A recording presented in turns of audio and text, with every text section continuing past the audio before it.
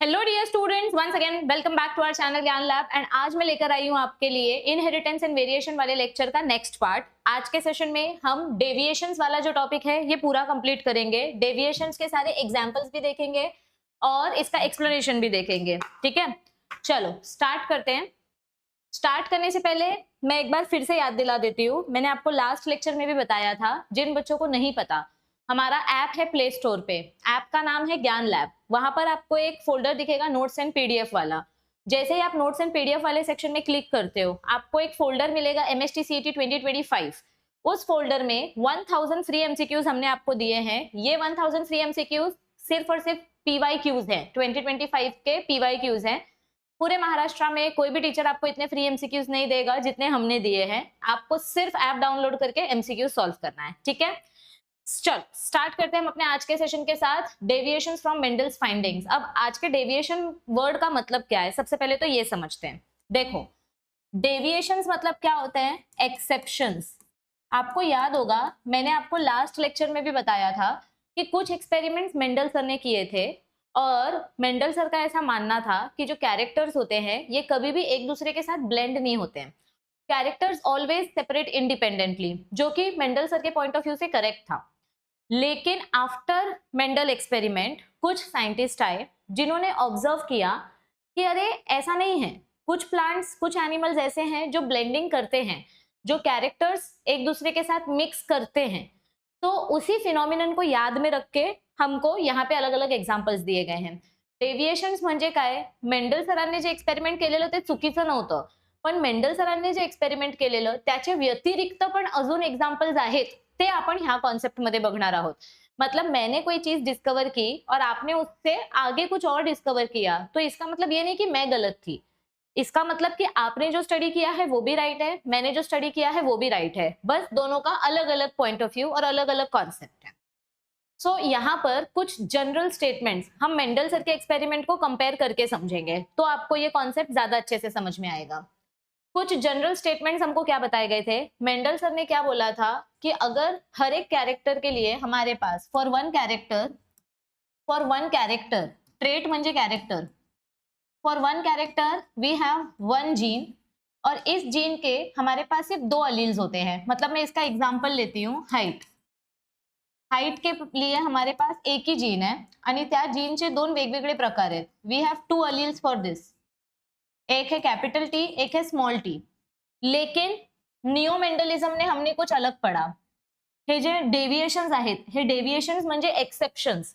जेव्हा आपण हे exception study करणार, त्या एक्सेप्शन्सला म्हणतो निओ मेंडलिझम। तो निओ मेंडलिज्म कॉन्सेप्ट में हमने कुछ अलग पढ़ा। निओ मेंडलिज्म कॉन्सेप्ट में हमने क्या पढ़ा कि कभी कभी ऐसा होता है कि एक कैरेक्टर के लिए for one character we have one gene but we have more than 2 alleles. कभी कभी असं होऊ शकतो। तो हमने निओ मेंडलिज्म में इसका एक्सेप्शन पढ़ा, ये इसका एक्सेप्शन है। मेंडल सर ने क्या बोला था? ये सब मेंडल सर के रूल्स हैं, ये सब मेंडल सर के रूल्स हैं आणि हे सगळे एक्सेप्शंस आहेत। अभी सेकंड रूल मेंडल सर ने क्या बोला था? This was the first rule. Second rule में मेंडल सर ने क्या बोला कि जो 2 अलील्स होती है, जब वो अलील्स आपस में इंटरैक्ट करती है तो उसमें से एक ही अलील डोमिनेंट होती है। हमारे पास जो 2 अलील्स है, एक कैपिटल टी, एक स्मॉल टी, इसमें से सिर्फ एक ही डोमिनेंट होगी और दूसरी अलील रिसेसिव होगी। ओनली दिस इज एक्सप्रेस्ड, सिर्फ ये वाली अलील एक्सप्रेस होगी। Only this allele will be expressed, this allele is not expressed. ये मेंडल सर का रूल था जो मैंने व्हाइट कलर से लिखा है। नियो मेंडलिज्म में हमने क्या पढ़ा कि हमारे पास जो 2 अलील्स है, ऐसा जरूरी नहीं है कि उसमें एक डोमिनेंट होगी एक रिसेसिव होगी। ऐसा हो सकता है कि दोनों के दोनों अलील्स इक्वली एक्सप्रेस हो रहे हैं या दोनों अलील्स मिक्स हो रहे हैं। So both are expressed.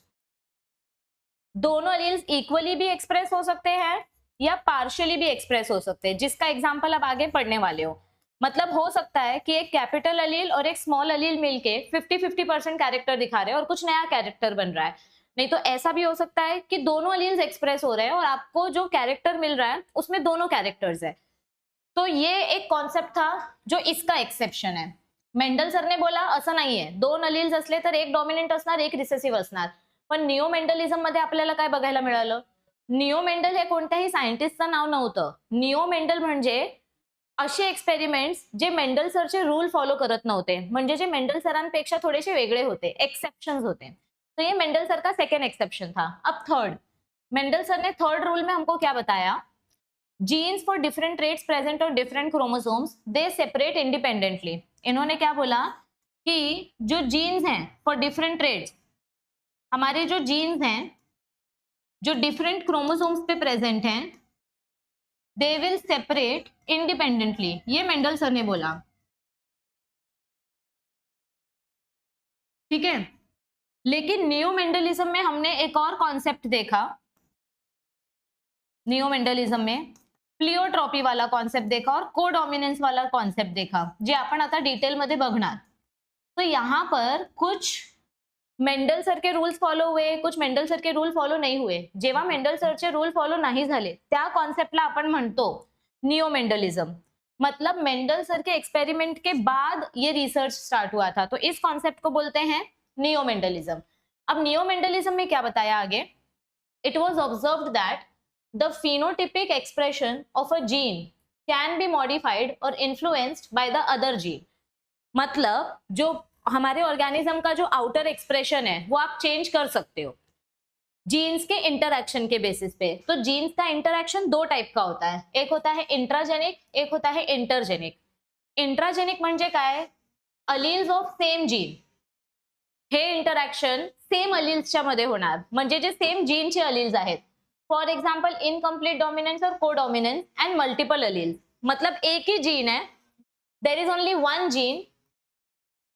One gene और इसके अलील्स आपस में इंटरैक्ट कर रहे हैं, इस जीन के अलील्स आपस में इंटरैक्ट कर रहे हैं. That is intragenic interaction. Intergenic interaction में क्या होता है? It occurs between the alleles of different genes present on the same और डिफरेंट क्रोमोसोम. तो इसका एग्जाम्पल आएगा प्लिओट्रॉपी. हे डेफिनेशन पार्ट करून ठेवा. इंट्रा म्हणजे सेम अलील्स मध्ये आणि इंटर म्हणजे डिफरेंट अलील्स मध्ये. ओके, तो चलो अभी एग्जाम्पल देखते हैं. सबसे पहला एग्जाम्पल आएगा इनकम्प्लीट डोमिनेंस. ये टॉपिक बहुत इंपॉर्टेंट है. इस टॉपिक में से आपको एव्हरी इयर क्वेश्चन पूछा गया है, एव्हरी इयर. हे बघा, मी तुम्हाला पाहिजे तर क्वेश्चन दाखवते आणि मग आपण टॉपिक करूया. हे बघा, इथे पण तुम्हाला विचारलंय, ये तो third law, explain the law of dominance, Mendel का फर्स्ट लॉ है. हाँ, तो इसको डिफरेंस करना है इनकम्प्लीट डोमिनेंस और कोडॉमिनेंस. म्हणजे 2022 मध्ये हा क्वेश्चन आलाय. 2023 मध्ये पण हा क्वेश्चन आलाय इनकम्प्लीट डोमिनेंस आणि कोडॉमिनेंस वर. 2024 मध्ये नाही आलाय, पण 2025 मध्ये हा क्वेश्चन आलाय. तो टॉपिक नंबर 3.5 जो है वो हर साल आया है. 2022, 2023 और 2025 3 साल से कंटिन्यू ये क्वेश्चन पूछा जा रहा है. पुढे गेलो. तो ये टॉपिक बहुत इंपॉर्टेंट है, इनकम्प्लीट डोमिनेंस एंड कोडोमिनेंस. ये 2022 में आया, 2023 में आया, 2025 में आया. Same 2022, 2023 and 2025. तो ये दोनों टॉपिक्स आपको अच्छे से समझना है. आता इनकम्प्लीट डोमिनेंस म्हणजे काय? मैंने एक रेड फ्लावर लिया और मैंने एक व्हाइट फ्लावर लिया. ये दोनों के जीनोटाइप है, मैंने इसका गैमेट बनाया. अभी अगर मैं मेंडल सर के हिसाब से चलूं तो यहां पर ये डोमिनेंट है और ये रिसेसिव है. तो अकॉर्डिंग टू मेंडल मुझे ये फ्लावर का कलर कैसा मिलना चाहिए था? अकॉर्डिंग टू मेंडल दिखने में मुझे ये फ्लावर रेड कलर का दिखना चाहिए था, करेक्ट? लेकिन ऐसा नहीं हुआ. मुझे रियलिटी में ये फ्लावर पिंक कलर का मिला. मतलब 50% इसके कैरेक्टर्स एक्सप्रेस हुए, 50% इसके कैरेक्टर एक्सप्रेस हुए.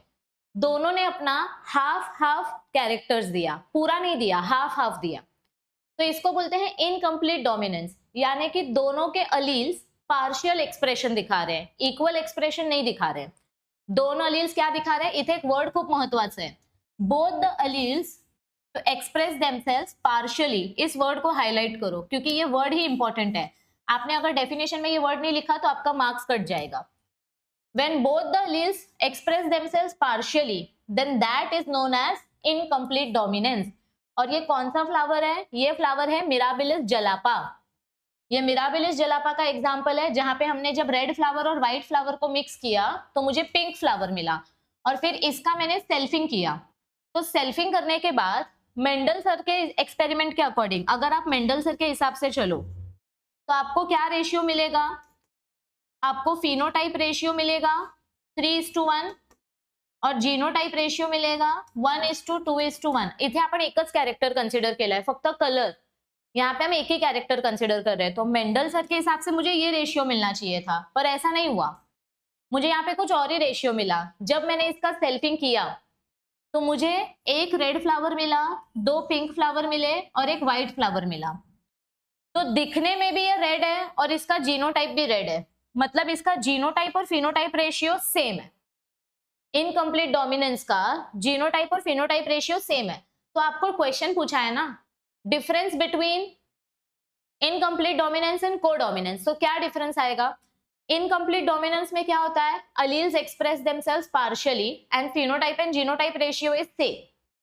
कोडोमिनेंस में क्या होता है, यहाँ पे 50-50% जीन्स का एक्सप्रेशन नहीं होता, पूरा एक्सप्रेशन होता है। यहाँ पे भी 100% जीन्स एक्सप्रेस होंगे, यहाँ पे भी 100% जीन्स एक्सप्रेस होंगे। तो ये जो हमको इसका जो बच्चा मिलेगा, या तो व्हाइट काउ के ऊपर ब्राउन पैचेस मिलेंगे या तो ब्राउन काउ के ऊपर व्हाइट पैचेस मिलेंगे। इसको रोन कलर बोलते हैं। ऐसे पैच वाली जो गाय होती है ना, इसको रोन कलर बोलते हैं। तो यहाँ पे 50-50% कुछ नहीं हो रहा है, जो भी हो रहा है 100% हो रहा है। दोनों जीन्स इक्वली एक्सप्रेस कर रहे हैं। यहाँ पे एक इंपॉर्टंट वर्ड है पार्शियली आणि इथे इंपॉर्टंट वर्ड आहे equally. They express themselves equally in F1 hybrids. So when both the alleles express themselves equally, it is known as codominance. Co म्हणजे एकत्र, ये दोनों साथ में एक्सप्रेस होते हैं। So this is an example of codominance. यहाँ पर आपको सेम इथे जे आपल्याला फिनोटाइप रेशियो मिळालाय तेच रेशियो इथे पण आहे 1:2:1 1:2:1। तो दोनों का एक पॉइंट अलग है और एक पॉइंट सेम है। इनकम्प्लीट डोमिनेंस का रेशियो और कोडोमिनेंस का रेशियो सेम है, लेकिन इनकम्प्लीट डोमिनेंस में पार्शियल एक्सप्रेशन होगा, कोडोमिनेंस में इक्वल एक्सप्रेशन होगा। क्लियर? आगे बढ़ते हैं। अभी मल्टीपल अलील्स का कॉन्सेप्ट क्या होता है? मल्टीपल अलील्स मतलब we have one gene, we have more than 2 alleles, लेकिन ये मिलके एक ही कैरेक्टर कंट्रोल करने वाले हैं। They will control only one trait. अभी इधर पे ट्रेट कौन सा है? इथे ट्रेट आहे विंग्स। हम इधर पे बात करने वाले हैं ड्रोसोफिला मक्खी के बारे में। ड्रोसोफिला कौन सी मक्खी है? ये एक फ्रूट फ्लाई है। फ्रूट्स के ऊपर जो मक्खी बनाती है that is drosophila melanogaster, fruit fly. अभी ये जो मक्खी है इसके ना विंग्स का अलग अलग शेप रहता है, और इसके विंग्स का अलग अलग शेप कैसे डिसाइड होता है? उसके अलील्स के बेसिस पे। तो विंग्स के लिए एक ही जीन है हमारे पास, this is the gene. Gene क्या है? VG।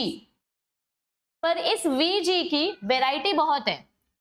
जो नॉर्मल विंग्स है वो नॉर्मल विंग्स किसके वजह से है? VG प्लस के वजह से। प्लस मतलब क्या होता है? वाइल्ड टाइप, मतलब जो नेचर में प्रेजेंट होता है, नेचुरल बोलते हैं इसको। अभी समझो ये ड्रोसोफिला के पास अगर ये वाला अलील है NI मतलब निक्ट, निक्ट मतलब कटा हुआ। इसके विंग्स ऐसे बीच में से ऐसे थोड़े थोड़े से ऐसे कटे रहेंगे। यहाँ पे कैसे नॉर्मल विंग्स है, इधर पे ऐसे विंग्स थोड़े थोड़े से नीचे से कट रहेंगे, दैट इज निक्ट विंग्स। अगर इसके पास ये वाला अलील है NO, तो इसके विंग्स नॉच, नॉच मतलब ऐसे साइड में उठे रहेंगे, ऐसे साइड साइड से निकले रहेंगे। अगर इसके पास अलील है ST मतलब स्ट्रैप, स्ट्रैप मतलब एकदम पतला धागे जैसा इसका विंग्स रहेगा, वीक वाला विंग्स, एकदम पतला रस्सी जैसा, जैसे ड्रेस का स्ट्रैप होता है ना वैसा। और अगर इसके पास अलील ही नहीं है विंग्स का, तो they will not have any wings, ये विदाउट विंग्स रहेंगे ये मक्खी। तो यहाँ पर ट्रेट एकच आहे, आपण एकच कॅरेक्टर डिसाइड करतोय विंग्स, पण त्या एका कॅरेक्टरसाठी आपल्याकडे किती वेगवेगळे अलील्स आहेत, इसको बोलते हैं मल्टीपल अलील्स। क्या बोलते हैं इसको हम? Multiple alleles. एक कैरेक्टर के लिए we have multiple alleles. Is this clear everybody? चलो तो देखो इधर क्या दिया है, when more than 2 alleles of a gene occupy the same position on a chromosome, it is called as multiple alleles. multiple alleles में क्या होता है? multiple alleles नेचुरल अलील से ही बनती है, ये नॉर्मल अलील है वाइल्ड टाइप, इसका ही म्यूटेशन होके आपको अलग अलग टाइप का अलील्स मिला। आपका म्यूटेशन जब होता है ना वाइल्ड टाइप में, तो आपको अलग अलग टाइप के अलील्स मिलते हैं। Different alleles in a series they show dominant and recessive relation. Okay, तो ये एक एग्जांपल है मल्टीपल अलील्स का। एक और एग्जांपल है मल्टीपल अलील्स का, ABO ब्लड ग्रुप सिस्टम। ये देखो ABO ब्लड ग्रुप सिस्टम, ध्यान से देखना। ये एग्जांपल कोडोमिनेंस में भी आ सकता है और ये मल्टीपल अलील्स का भी एग्जांपल है। मैं एक्सप्लेन करती हूँ, ध्यान से देखो। अभी समझो मेरे पास एक कैरेक्टर है ब्लड ग्रुप। हम कौन से कैरेक्टर की बात कर रहे हैं? ब्लड ग्रुप की बात कर रहे हैं, ठीक है। तो I have a character blood group, और इस ब्लड ग्रुप के लिए मेरे पास जीन है आई। अभी इस जीन के मेरे पास 2 अलील्स होने चाहिए थे। अगर मैं मेंडल सर के हिसाब से चलूं तो मेरे पास इस जीन के सिर्फ 2 अलील्स होने चाहिए थे, लेकिन ऐसा नहीं है। ये मेंडल सर के हिसाब से फॉलो नहीं होता, ये न्यू मेंडलिज्म है। यहाँ पे 2 नहीं है, यहाँ पे 3 अलील्स है, IA, IB और I0। इसको हम स्मॉल i से भी रिप्रेजेंट कर सकते हैं।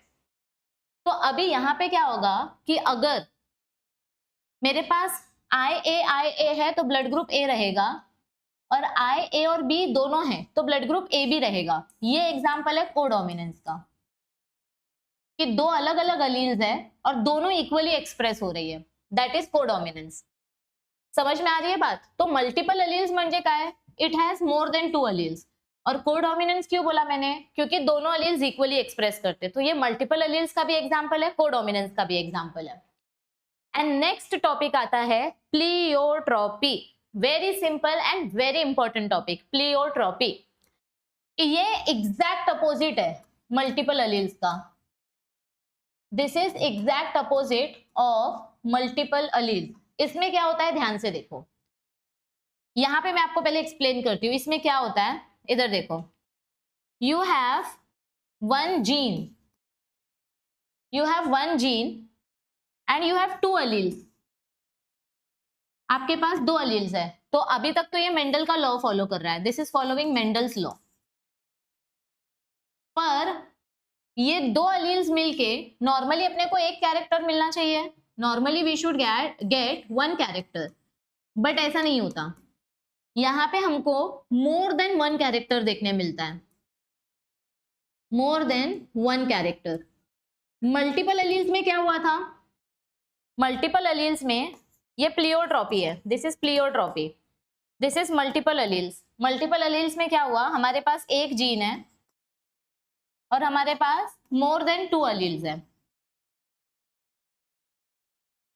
पण कॅरेक्टर एकच आहे, कॅरेक्टर एकच आहे। एग्जाम्पल म्हणजे VG और इसके वेराइटी है VG प्लस, VGNI, VGNO, ऐसे अलग अलग वेराइटी है, ठीक है।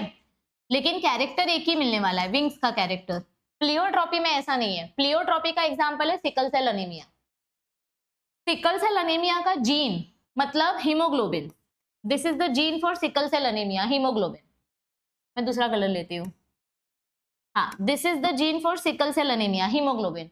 अभी इसके 2 अलील्स है मेरे पास, एक है HBA, दिस इज नॉर्मल वाला allele dominant, and HBS sickle shape allele, this is recessive. अगर ये दोनों अलील्स आते हैं तो इसके अलग अलग कॉम्बिनेशन की वजह से मुझे अलग अलग कैरेक्टर्स मिलते हैं। तो क्या कैरेक्टर्स मिलते हैं, ध्यान से देखो, ठीक है। इधर देखो, अगर मेरे पास, पहली बात तो सिकल शेप मतलब क्या होता है? बच्चे का नॉर्मल आरबीसी राउंड होना चाहिए, this is normal RBC, this is normal RBC round. Sickle shape में क्या हो जाता है? सिकल शेप में उसका आरबीसी ऐसे श्रिंक हो जाता है क्योंकि उसका हीमोग्लोबिन डिफेक्टिव होता है। हीमोग्लोबिन इज डिफेक्टिव, या तो हीमोग्लोबिन चेन्स कम रहेंगी या तो हीमोग्लोबिन चेन डिफेक्टिव रहेंगी, ऐसा कुछ हो जाता है, ठीक है। तो ये सिकल शेप है, ओके। अभी ध्यान से सुनो। अभी समझो कि कोई मदर है जो सिकल सेल कैरियर है, मतलब जिसको खुद को सिकल सेल अनीमिया नहीं है लेकिन उसके पास सिकल सेल का जीन है। मदर इज द कैरियर, ये मदर कैरियर है और फादर भी कैरियर है। आजकल आप लोगों ने सुना होगा ना, जैकी श्रॉफ बहुत ज्यादा एडवर्टाइजमेंट करते हैं कि शादी से पहले कुंडली मिलाओ मत मिलाओ, वाइब मिलाओ मत मिलाओ, लेकिन थैलासीमिया का चेक करो, सिकल सेल अनीमिया चेक करो, क्योंकि अगर पेरेंट्स को सिकल सेल अनीमिया हुआ तो बच्चे को डेफिनेटली होगा। तो सिकल सेल अनीमिया का बहुत अवेयरनेस ऑलरेडी फैलाया जा रहा है सोशल नेटवर्किंग प्लेटफॉर्म पे। तो अगर मदर और फादर दोनों सिकल सेल कैरियर है तो अभी इसको स्प्लिट करो, ये गैमेट इधर आया, ये गैमेट इधर आया, ये इधर आया, ये इधर आया। अभी इसकी प्रोबेबिलिटी क्या है, अगर दोनों ए वाले अलील साथ में आते हैं तो नॉर्मल बच्चा पैदा होगा। This is first probability, this is first probability कि नॉर्मल बच्चा पैदा होगा। ठीक है, दिस इज वन कैरेक्टर। अभी मेंडल सर के हिसाब से एक ही कैरेक्टर मिलना चाहिए, पर इधर पे मुझे अलग अलग कैरेक्टर मिल रहे हैं। दूसरा प्रोबेबिलिटी क्या है, क्या हो सकता है, ऐसा होगा शायद कि अगर मदर का सिकल सेल वाला अलील आया और फादर का नॉर्मल अलील आया तो ये बच्चा भी कैरियर बन गया। मतलब इसको खुद को अनीमिया नहीं है पर इसके पास कैरियर वाला जीन है। तो दूसरा फिनोटाइप क्या हो सकता है कि बच्चा कैरियर बन गया, करियर नहीं, कैरियर। और तीसरा प्रोबेबिलिटी क्या है कि अगर मदर और फादर दोनों के पास से ये रिसेसिव वाला जीन आया तो बच्चा अनेमिया पैदा होगा। सिकल सेल कैरियर में क्या होता है पता है, सिकल सेल कैरियर में आपके सारे आरबीसी सिकल शेप के नहीं होते, कुछ आरबीसी सिकल शेप के होते हैं, कुछ आरबीसी नॉर्मल होते हैं। सिकल सेल अनेमिया जिसको रहेगा ना उसके सारे आरबीसी सिकल शेप के होते हैं, उनके सारे के सारे आरबीसी ऐसे रहेंगे, सिकल शेप के रहेंगे, which is not good, it is not healthy for the baby. तो ऐसे केस में बच्चा मर जाएगा। तो यहाँ पे सिर्फ ये दोनों बच्चे सरवाइव करेंगे। So this is the third probability, sickle cell anaemia वाला बच्चा पैदा होगा। This is the third probability. तो यहाँ पे प्लियोट्रॉपी में क्या हो रहा था, एक जीन दो अलील्स बट मल्टीपल कैरेक्टर, और मल्टीपल अलील्स में क्या हुआ, one gene more than to alleles but one character. इसका उल्टा इधर है, इसका उल्टा इधर है, तो ये प्लियोट्रॉपी है या मल्टीपल अलील्स है। देखो प्लियोट्रॉपी का डेफिनेशन देखो, when one gene controls two or more than two character it is called pleiotropic gene and the process is known as pleiotropism। तो यहाँ पे जो बच्चा सरवाइव करेगा 1:2:1 की जगह पे सिर्फ 1:2 का ही रेशियो देखने मिलेगा।